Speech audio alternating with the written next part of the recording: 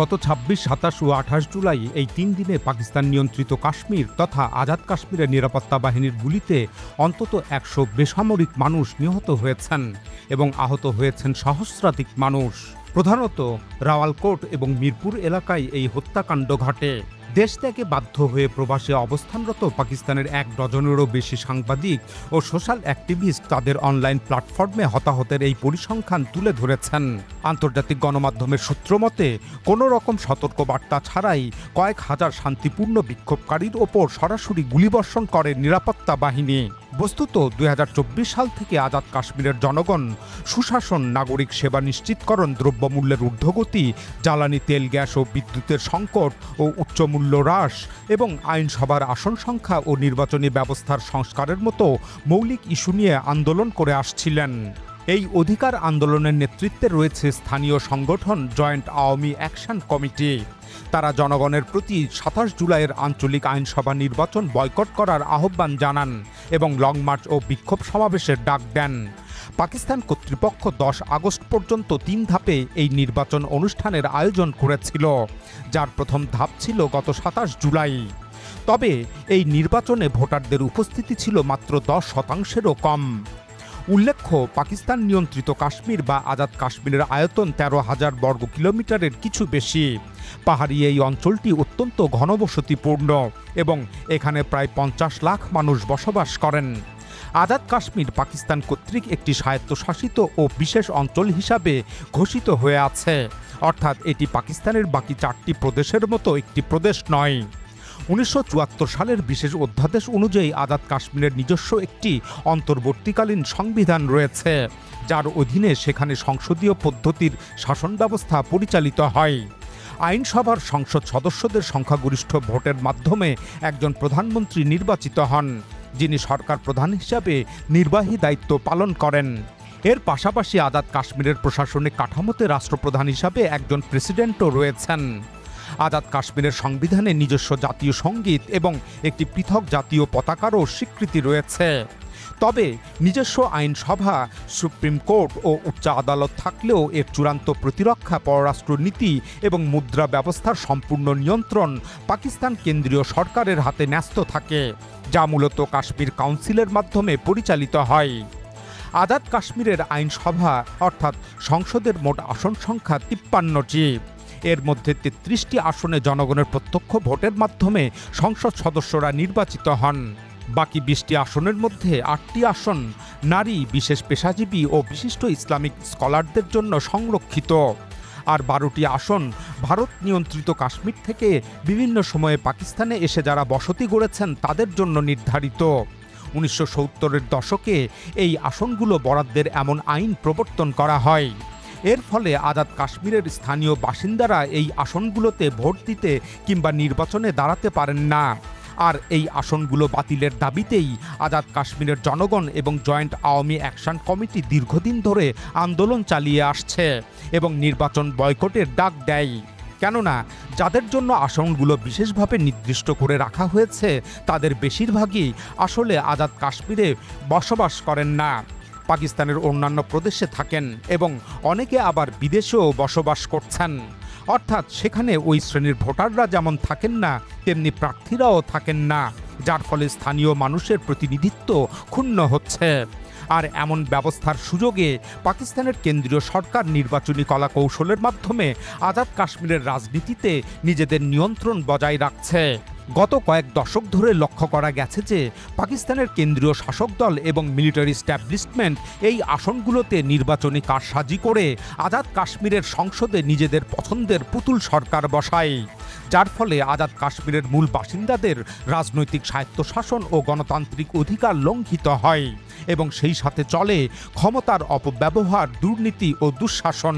গত ২৬ July joint Awami action কমিটির ঘোষিত লং মার্চ ও বিক্ষোভ সমাবেশ ঠেকাতে মরিয়া হয়ে ওঠে পাকিস্তানের কেন্দ্রীয় সরকার। তাদের নির্দেশে পাকিস্তানের পাঞ্জাব ও ইসলামাবাদ থেকে ১৪,০০০-এরও বেশি সশস্ত্র নিরাপত্তা কর্মী আজাদ কাশ্মীরে পাঠানো হয়। বেশ কয়েকটি জায়গায় স্নাইপার মোতায়েনের খবরও আসে। অনেক এলাকায় বিচ্ছিন্ন করে দেওয়া হয় পানি ও বিদ্যুতের সংযোগ। এমনকি গত ৪০ দিন যাবৎ সেখানে মোবাইল ফোনের নেটওয়ার্ক ও ইন্টারনেট সেবা বন্ধ রাখা হয়েছে। কিন্তু এত কিছুর পরও প্রশাসন বিক্ষোভের জনস্রোত রোধ করতে পারেনি। শেষ পর্যন্ত তারা বেছে নেয় সহিংসতার পথ। এই বর্বরতায় অ্যামনেস্টি ইন্টারন্যাশনাল সহ বিভিন্ন আন্তর্জাতিক মানবাধিকার সংগঠন তীব্র প্রতিক্রিয়া জানায়। এর কয়েকদিন আগেও সহিংসতা হয়েছে। এর পরিপ্রেক্ষিতে গত 17 জুলাই জাতিসংঘের মানবাধিকার বিষয়ক প্রধান ভলকার তুর্ক এই হতাহতের ঘটনাগুলোর অবিলম্বে সুষ্ঠু ও নিরপেক্ষ তদন্তের আহ্বান জানায়। একই সাথে আন্দোলনের নেতৃত্ব দেওয়া সংগঠন জয়েন্ট আওয়ামী অ্যাকশন কমিটিকে পাকিস্তান সরকার কর্তৃক নিষিদ্ধ করারও তীব্র সমালোচনা করেন তিনি। ভলকার তুর্ক স্পষ্ট ভাষায় বলেন, নাগরিক সমাজের একটি সংগঠনকে অপরাধী বানানো ঠিক নয়। সমাবেশের উপর এমন কঠোর বিধিনিষেধ আরোপ করা অত্যন্ত উদ্বেগজনক। এর মাধ্যমে মানুষের মত প্রকাশ, শান্তিপূর্ণ সমাবেশ এবং সংগঠন করার মৌলিক অধিকারকে সরাসরি লঙ্ঘন করা হয়েছে। বস্তুত আজাদ কাশ্মীরে চলমান রক্তক্ষয়ী সংঘাত ও হত্যাকাণ্ড হঠাৎ করে তৈরি হয়নি। এটি মূলত গত কয়েক বছর ধরে চলা অর্থনৈতিক বঞ্চনা, দুঃশাসন ও রাজনৈতিক অধিকার হরণের পুঞ্জীভূত ক্ষোভের বহিঃপ্রকাশ। এর যাত্রা শুরু হয়েছিল 2022 সালের এপ্রিলে ইমরান খানকে ক্ষমতা থেকে উৎখাতের পর থেকেই। ফিল্ড মার্শাল আসিম মনির নির্বাচনের ফলাফল ছিনতাই এবং বল প্রয়োগের মাধ্যমে যেভাবে পাকিস্তানের কেন্দ্রীয় সরকারে এবং 4টি প্রাদেশিক সরকারে নিজের অনুগত শাসক গোষ্ঠীকে ক্ষমতায় বসিয়েছেন, সেই একই কৌশল আজাদ কাশ্মীরেও প্রয়োগ করেছেন। আজাদ কাশ্মীরের 2021 সালের সর্বশেষ আইনসভা নির্বাচনে ইমরান খানের দল পিটিআই নিরঙ্কুশ সংখ্যাগরিষ্ঠতা পেয়েছিল। ইমরান খান ক্ষমতাচ্যুত হওয়ার সাথে সাথে আজাদ কাশ্মীরের পিটিআই সরকারের প্রধানমন্ত্রীকেও ক্ষমতাচ্যুত করা হয়। তারপর থেকে সেখানে 4 বছরের ব্যবধানে 4 জন পুতুল প্রধানমন্ত্রী বসানো হয়। আর এমন রাজনৈতিক অস্থিতিশীল পরিস্থিতির মধ্যে অপশাসন ভয়াবহ রূপ ধারণ করে। ফলে জনগণের অধিকার আদায়ের জন্য 2023 সালে গঠিত হয় অরাজনৈতিক সংগঠন জয়েন্ট আওয়ামী অ্যাকশন কমিটি। এটি দলমত নির্বিশেষে সর্বস্তরের মানুষের সমর্থন লাভ করে। আজাদ কাশ্মীর অঞ্চলে পাকিস্তানের অন্যতম বৃহত্তম জলবিদ্যুৎ প্রকল্প মংলা ড্যাম অবস্থিত। এটি পুরো পাকিস্তানের বিদ্যুৎ চাহিদার বড় অংশ মেটায়। অথচ আজাদ কাশ্মীরের স্থানীয় বাসিন্দাদের চড়া মূল্যে বিদ্যুৎ কিনতে হয়, আবার চরম লোডশেডিংয়েরও মুখোমুখি হতে হয়। তাই তারা বিদ্যুৎ সংকট নিরসন এবং এর চড়া মূল্য হ্রাস করার দাবি জানায়। পাশাপাশি আটার ওপর সরকারকে ভর্তুকি দেওয়ার দাবি জানায়। এছাড়া তারা মন্ত্রীদের বিলাসবহুল জীবনযাত্রার প্রতিবাদ জানায়। বিশেষ করে কাশ্মীর কাউন্সিলের মাধ্যমে ইসলামাবাদ থেকে পাঠানো অকাশ্মীরি আমলাদের অভিজাত জীবনযাপন তাদেরকে ব্যথিত করে এবং জনগণের ট্যাক্সের টাকায় এমন অভিজাততন্ত্রের বিরুদ্ধে তারা ক্ষোভে ফুঁসে ওঠে। অতঃপর এসব ইস্যুতে 2024 সালের মে মাসে জয়েন্ট আওয়ামী অ্যাকশন কমিটির নেতৃত্বে সর্বাত্মক হরতাল ও বিশাল লং মার্চ অনুষ্ঠিত হয়। সেই সময় নিরাপত্তা বাহিনীর ক্র্যাকডাউনে বেশ কয়েকজন নিহত হন। প্রধানমন্ত্রী শাহবাজ শরীফ তড়িঘড়ি করে 23 বিলিয়ন রুপি ভর্তুকি ঘোষণা করে পরিস্থিতি শান্ত করেন। কিন্তু পরে সরকার সেই প্রতিশ্রুতি ভঙ্গ করে। ফলে জনগণের ক্ষোভ আরও তীব্রতর হয়। 2025 সালের সেপ্টেম্বর-অক্টোবর মাসে দ্বিতীয় দফার আন্দোলন শুরু হয়।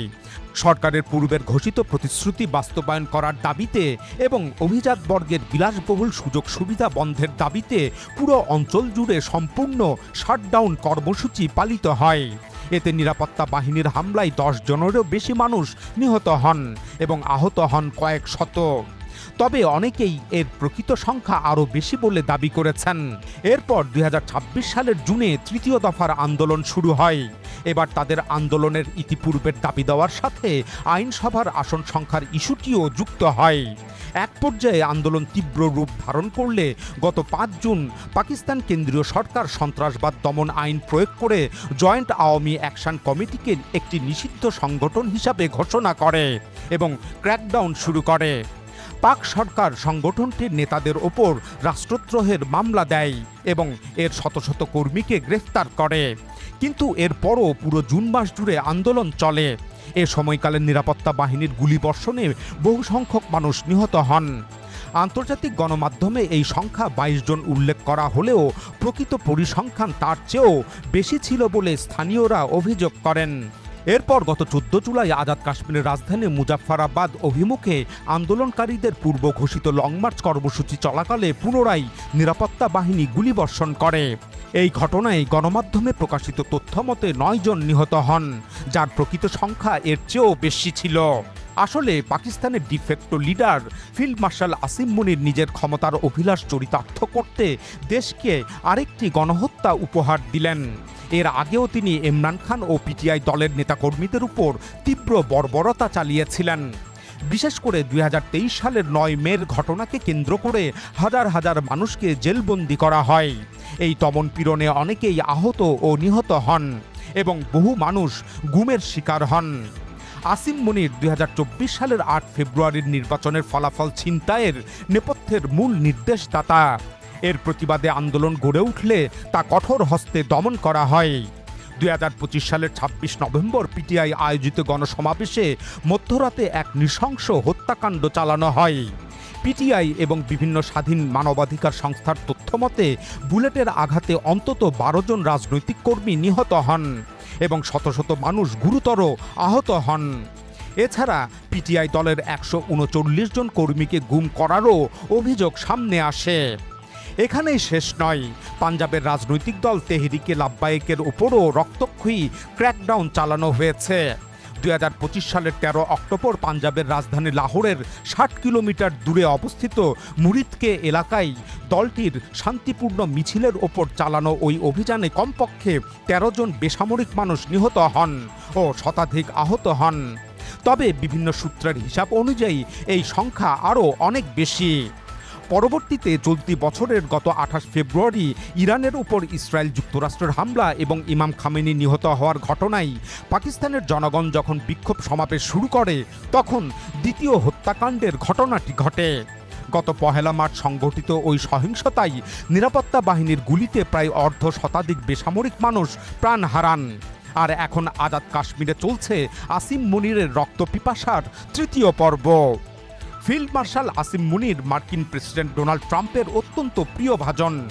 একই সাথে তিনি ইরান যুক্তরাষ্ট্র যুদ্ধের প্রধান মধ্যস্থতাকারী হিসাবেও ভূমিকা রাখছেন।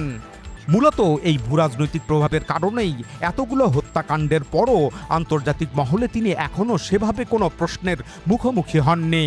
তবে ইতিহাস সাক্ষী, সময় গড়ালে একদিন তাকে এই নির্মম রক্তপাতের জন্য অবশ্যই কাঠগড়ায় দাঁড়াতে হবে।